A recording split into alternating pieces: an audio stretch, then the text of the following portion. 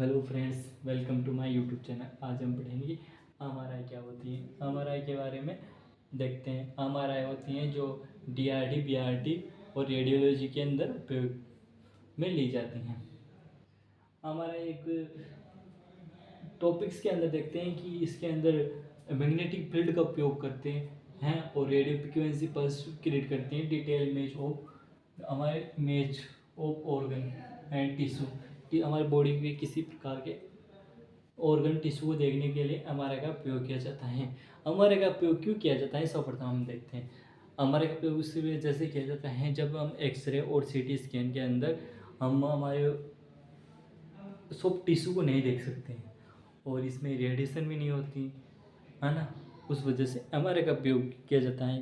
MRI लगभग 30 minute maximum time होता है 30 मिनट, और उससे अधिक होता है, मिनिमम टाइम होता है 30 मिनट, और उससे अधिक ही टाइम लेती है एमआरआई करने में। सर्वप्रथम इस हिस्ट्री किसने की थी? पॉल सी लूथरबर्ग ने इसकी खोज की थी। ये कई बार एग्जाम में पूछे गए हैं, RSSP के अंदर पूछे गए हैं। और फादर ऑफ एमआरआई के फादर किसे कहते हैं? डेमंड डोमाडियन को कहते हैं।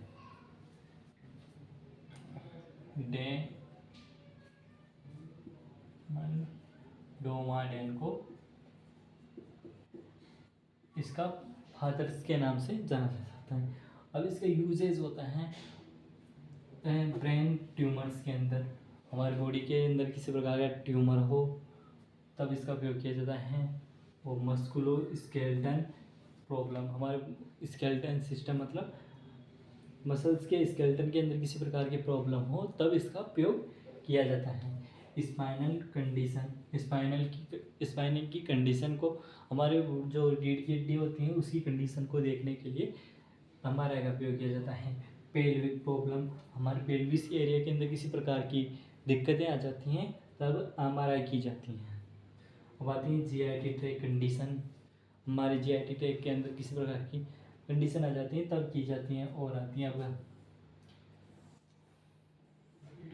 सॉफ्ट टिश्यू को देखने के लिए,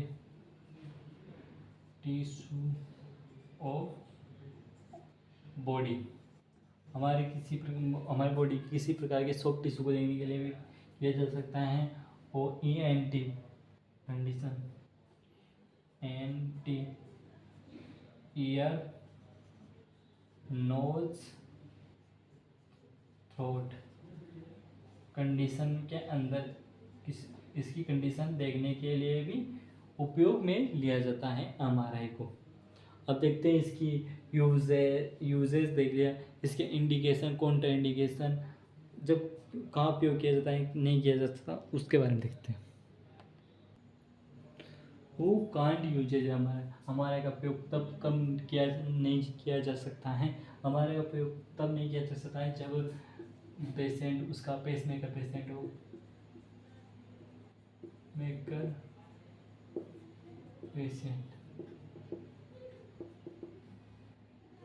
और क्योंकि हर क्या पेसमेकर होता है, एमआरआई होती है जो मैग्नेट होती है जिसको मेटेलिक इम्प्लांट्स उसको खींच लेती हैं अंदर ही। उस वजह से पेसमेकर पेशेंट को एमआरआई नहीं किया जा सकता है। दूसरी आती है सस्पेक्टेड प्रेगनेंसी,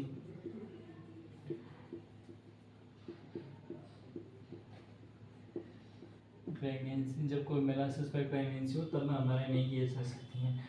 और थर्ड आती है सर्टेन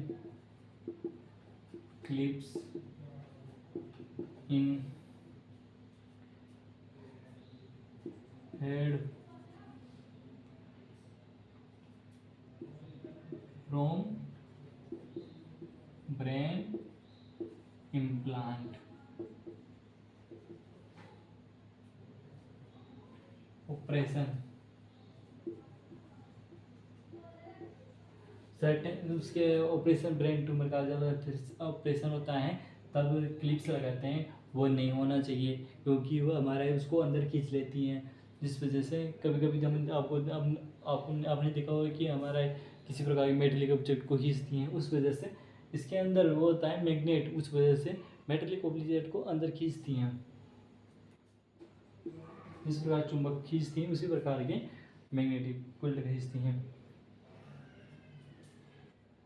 हेड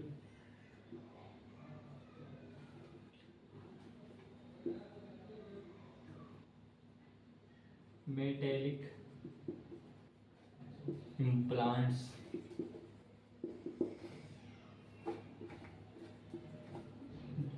पेशेंट के मेटेलिक इम्प्लांट्स हो उसको उसका एमआरआई नहीं किया जा सकता है। क्यों नहीं किया जा सकता है? क्योंकि वो एमआरआई होती हैं जो मैग्नेट की बनी होती है, मैग्नेट बनी होती है, उस वजह से वो जो मेटेलिक ऑब्जेक्ट को उसको अंदर खींचती हैं, उस वजह से नहीं की जा सकती।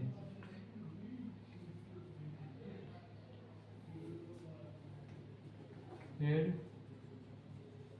सर्जरी लास्ट वीक, पेशेंट के अंदर किसी प्रकार की सर्जरी हो लास्ट वीक्स के अंदर, तब एमआरआई नहीं की जा सकती। क्यों नहीं की जा सकती? इसका एक ही कारण है कि एमआरआई के अंदर आवाज़ें अलग अलग आवाज़ें आती हैं, उस वजह से पेशेंट को किसी प्रकार की इंजरीज दिक्कत हो सकती हैं।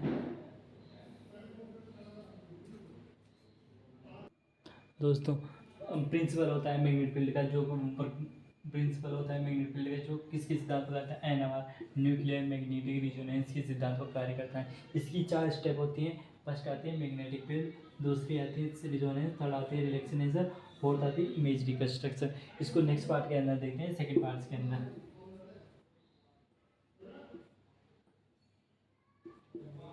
सेकेंड पार्ट्स के अंदर देखते हैं और उसके बारे में डिस्कस करेंगे सेकेंड पार्ट्स के अंदर कि हमारा के प्रिंसिपल के बारे में सेकेंड पार्ट के अंदर देखते हैं। वीडियो सही लगी तो लाइक शेयर कमेंट करना ना भूलें, अपने दोस्तों को शेयर करें।